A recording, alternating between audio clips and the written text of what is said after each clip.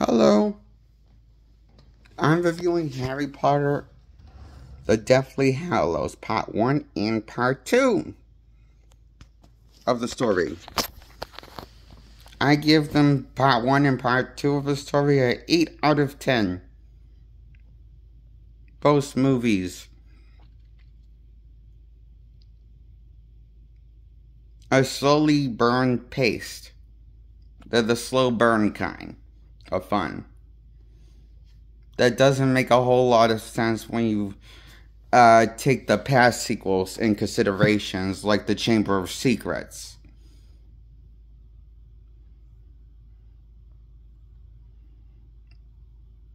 Or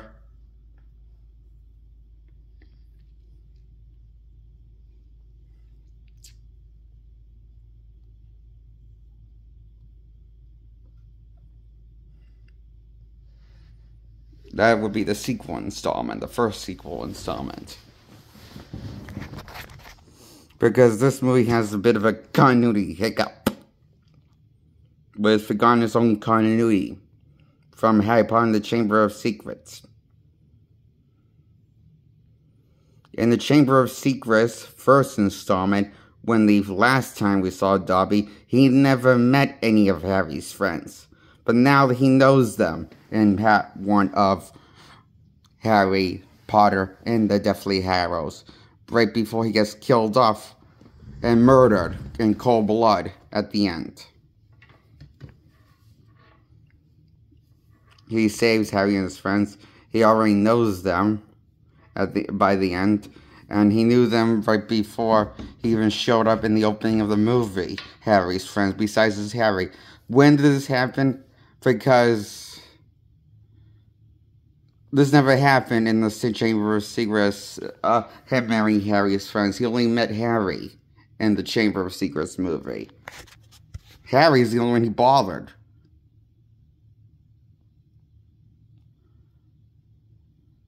And interact with, besides his master, that was, I forget who was the name of the person, that Harry ended up freeing from his master in the end by giving him a piece of clothing, blah, blah, blah. It's explained in the movie. It's super retarded.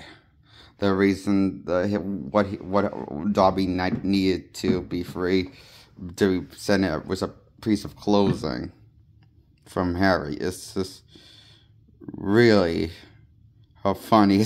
It's just funny. It's hilarious.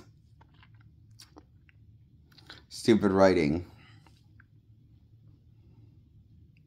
Not as stupid writing as Dobby knowing every one of Harry's closest friends in the sequel to the final sequel, in the last two sequels to the Harry Potter saga. It's Deathly Hallows, Part 1. He gets killed off by the end of Part 1.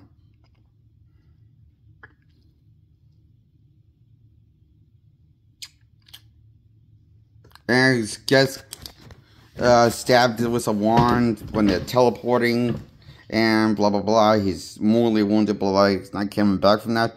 And Harry decides to bury Dobby without magic because they have to keep a low profile, and magic draws them attention in the past, blah blah blah, and blah blah blah blah blah blah. They're bad guys. Get drawn with magic when they use magic, blah blah blah.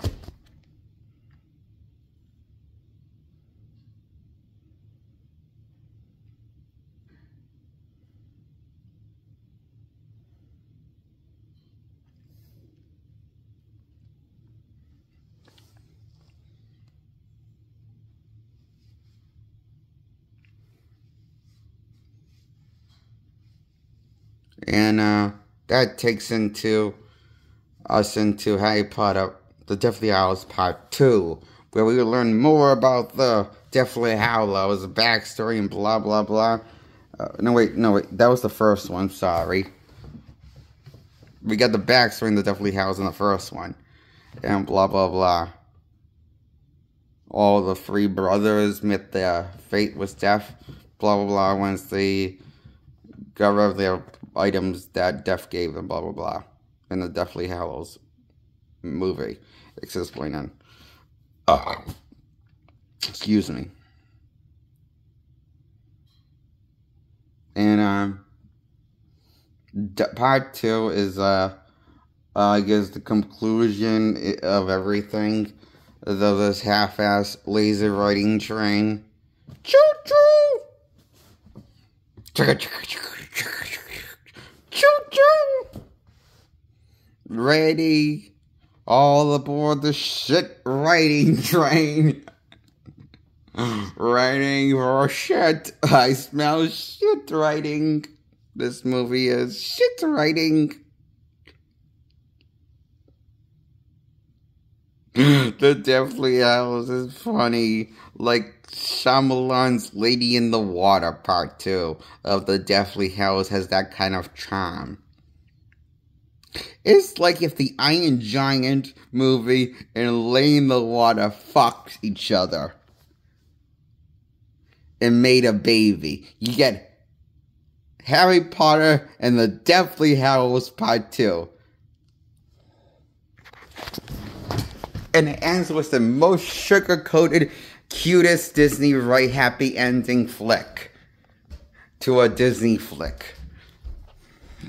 That's probably why Disney now owns the rights to Harry Potter and going to make a franchise show. Will it be as bad as this movie was and laughable and be cute and everything's going to be all peachy and have a happy ending when all the blood is shed at the end and everything? Will it have a retarded ending like the Hunger Games Mockingjay Part 2? Yes, it does. This movie has that much of a retarded ending. The Deathly Hallows Part 2. It has a dumb ending like Mission Impossible Fallout. It's happy, happy, happy. Happy, happy. Get in your corner, monkey, and dance, Harry. Be happy, because the audience wants you to be happy, Harry. When in reality, your fate of your trauma will probably scar you and most likely leave you alone for life.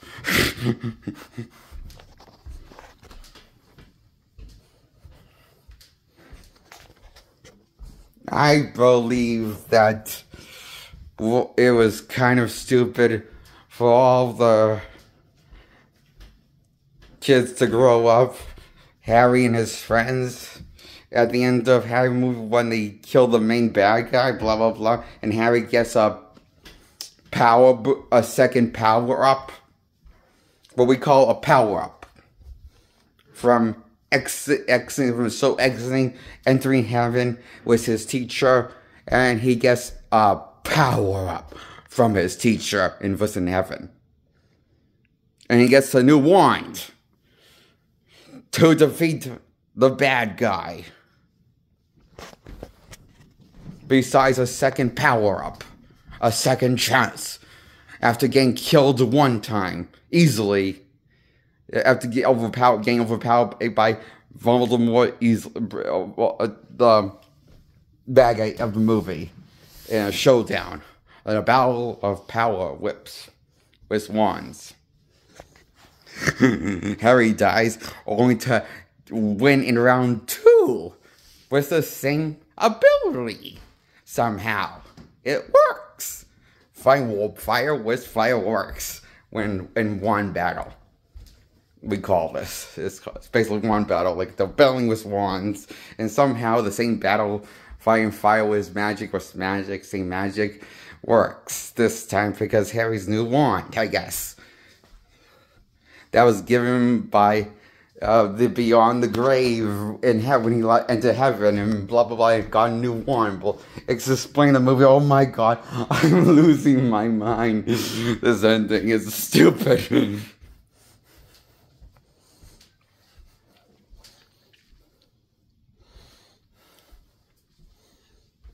So out of nowhere, Ron, so out of nowhere,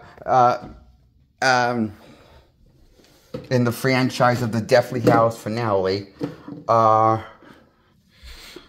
Weasley and his friend Hermione, played by Emma Watson, out of nowhere, fall in love and suck faces and ended up together with kids and married and happy everyone is. And also the same thing happened to Harry. He just happened to have a last minute love interest at the moment that would have kids with him in a 10-year time jump where they all are sent off, where the kids are sent off to their grave school. I mean, gravestone school. I mean, this graves.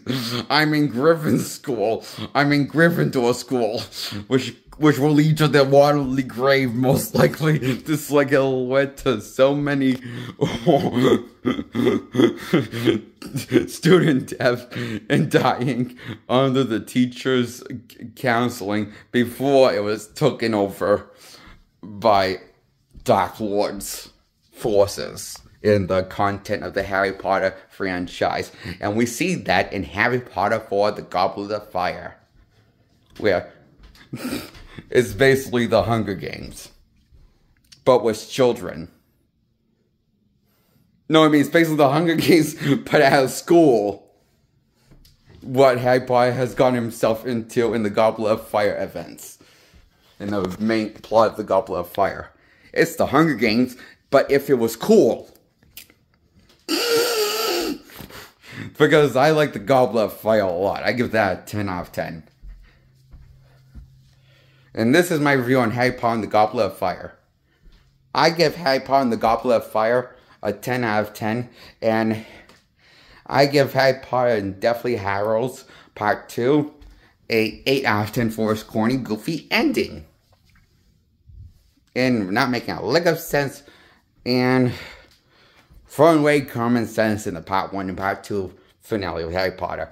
I thought the writing was shit. Mostly James Gunn writing shit. Simple, stupid writing, bit off more than can chew or digest. Writing and make comments and is lacking common sense. In reality, common sense of any kind. And it doesn't even bother to explain itself. It's just like it's just a show of stuff. That shows cool stuff. Is what the Harry Potter became after the Goblet of Fire, which I'm just going to say, the last good Harry Potter movie ever made. Because once Harry Potter 5 came out, the franchise lost its head of common sense. And started giving a fuck. Now this is my review on Harry Potter and the Order of Phoenix. Harry Potter 5, known as. And I give it 8 out of 10 because when the hell did Voldemort possess Harry's mind in the 4th installment of Harry? When did that happen? It didn't happen. It just made it up and for this, to create drama for the sake of drama. And it's never explained when it happened. When did Voldemort possess Harry a bit? When did this happen? I know it happens in the movie, but when did exactly this start? It's like, this is never explained. I'm sure it's probably explained in the book that this movie's based on. Probably because the book's probably long, I bet. With the details and stuff, and I'm just guessing. I haven't looked at the book this movie's based on, but I'm just guessing. This can't be this don't know what when Harry and. And this leads to Harry becoming extra whiny zone than ever before. And annoying. Like your modern Shia LaBeouf from Transformers Revenge of the Fallen before it came out. I think that's when this movie came out, 2007. Is when 5 came out. Harry Potter 5, right? I think I got that right. That was before 2009 of Revenge of the Fallen, right? With Shia LaBeouf. That's when I found him annoying. Of a character. So Harry in this movie is kind of like Shia LaBeouf, but with less charm and memorable screen presence. He's more bland, but just as whiny. Which some can say it's an improvement, but I say it's not an improvement. It's just the opposite of an improvement. Because I think Shia LaBeouf is a better character than Harry Potter. Played by Shia LaBeouf character. Sam Witwer from all 3 Transformer movies is a better character than the Harry Potter will ever be since Harry Potter 5 happened. Called The Order of the Phoenix. More like the Order of Shit coming. And worse things to come within the franchise. And after 5, it just gets all worse from there on in. That's why 5, Harry Potter, The Order of Phoenix, gets an 8 out of 10. It was the tipping point of shitstorm for the franchise for me. Where I decided to lose interest and stop taking it seriously. Completely. Treated it like it's a piece of shit B-movie joke of a film. This franchise, so I treated it like in the later installments. And so should you. From Harry Potter 5 to Harry Potter Deathly Hallows Part 2. The finale is where the common sense is no longer existing. With engaged in storytelling. But just stuff with stuff. It basically feels like more similar to Doctor Strange and the Multiverse of Madness. Doctor Strange 2. Like a Marvel movie. It feels like the Harry Potter sequels. From Harry Potter 5 to the final one. Deathly Hallows Part 2.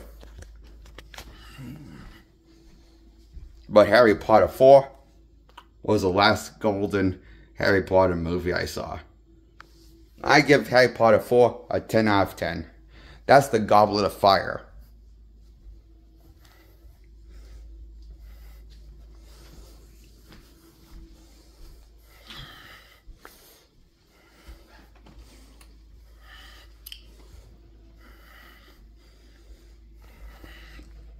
And that's my review on Harry Potter 4 to Harry Potter Deathly Hallows Part 2, the finale of the franchise.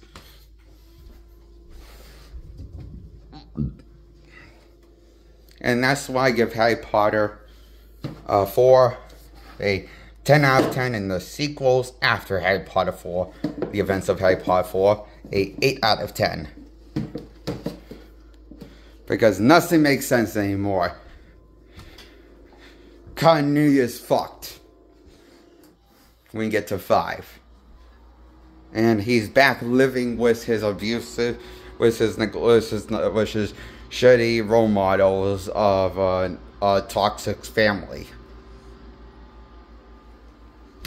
He's back living with those jerks from the first 3 Harry Potter movies that he left in Harry Potter 3 and went to live in Hogwarts. When this was, but now he's back living with these people, and this was before Hogwarts has been taken over by the Dark Forces even. Blah blah blah. You know, that's and so that doesn't happen until Harry Potter and the Half-Blood Prince. When the school gets taken over by the Dark Forces, pretty much. Hogwarts, you know? I think that's 6 when it happens. So, that's after the Order of Phoenix, Harry Potter 5. And, just in case you were confused on which one I was talking about.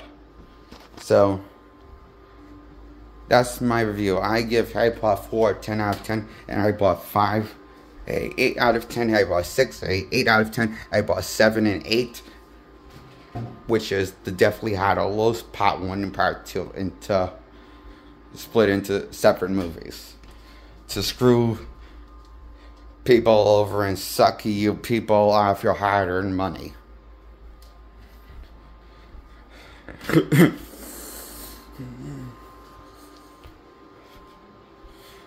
Even though nothing makes sense, and everything's just idiotic storytelling. And that's why I give the sequels after Harry Potter 4 a 8 out of 10. And Harry Potter 4 a 10 out of 10. Because Harry Potter 4 was the last good Harry Potter movie I'm going to go on the record for. That was worth a damn 10 out of 10 giving. I give the first 3 a 10 out of 10. And I give the one Harry Potter movie called Harry Potter 1. First one's called from 2001 Harry Potter. The Chamber of Secrets is the sequel. I give that a 10 out of 10. I give Harry Potter and the Sorcerer's Stone, the first one, Harry Potter, Sorcerer's Stone, a 10 out of 10. And I give Prisoner of Azkaban, that's the third installment. That's when, he moves to live with his friends in Hogwarts full time. And he's still living with his friends in Hogwarts in the fourth installment, The Goblet of Fire. We find out. So yeah. It feels like the first 4 knew how to involve Harry into maturity along with his characters. I felt like with the first 4 ones knew how to show the best interactions of Harry and his friends, his closest friends in the movie, and also his other friends. So characters would interact with Harry, like Hagrid and stuff. Within the first 4 Harry Potter movies, I feel like those ones showed the most, showed like a lot of that, and did really well in the first 4. All that stuff that they were trying to juggle and did as kid, well, I think. And that's why I get the first 4 Harry Potter movies a 10 out of 10. Harry Potter 1 to Harry Potter 4 get a 10 out of 10. 4 is Goblet of Fire. First one's first sequel's Chamber of Secrets, and the one after that is Prisoner of Azkaban. So I recommend the first 4 and skip the the wet ones after 4, because it's just a letdown to all those sequels after 4. After the first 4, the sequels are just left downs, and they're not bad, just not great. They're guilty pleasures to me, I find. I'm a fan of those ones because I was such a fan of the first 4. I thought the first one was very good, so I kind of wanted to see see how it ended. So because I was such a fan of the first 4 movies, but after the first 4 and when the 5th one came out, and 6th one after that, and the 7 and 8 one. The stories never really made a whole lot of sense after that, because the whole continuity was fucked by then. And forgot some continuity. And didn't know really how to evolve Harry after 4. And I felt like he takes a step backwards in maturity, and comes off more of a whiny ass than past ones, and he's older in this one, so yeah, he's possessed by a bad guy, but why is he so whiny about it? But he's if he's possessed by he's not Harry the whole time, why is he being whiny as shit about everything? That's confusing. Even when he's not whining, he sounds like he's about to go into a bursting whining phase. It's just, the whole movie is just trying too hard for push drama when it doesn't get push drama. And it doesn't really make sense, like they don't know what to do with Harry anymore, you know? When you get to 5 and forward after that is the off-tipping point of the franchise for me, of storytelling. That's why the sequels after from 5, Harry Potter 5 to Deathly Hallows Part 2, I give all those sequels a 8 out of 10. The first 4, a 10 out of 10. Just see the first 4 and skip all the other sequels for your benefits if you value your time in life as a mortality human being. Which you're probably going to be curious anyway to see how it ends, right? But it doesn't make sense anyway. It's just blow to mess. Everything after that first 4 of a story, you know? And that's what my thoughts are on all 8 Harry Potter movies, from Harry Potter Sorcerer's Stone to Deathly Hallows Part 2. And that's my review on all the 8 Harry Potter movies from the movie franchise, based on the J.K. Rowling books. And for some reason, they split the last story into 2. That's weird.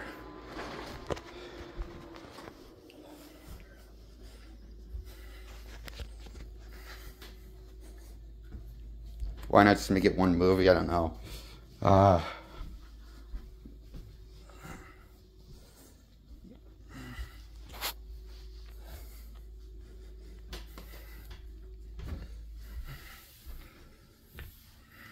I can only think it's because they wouldn't make as much money off of people.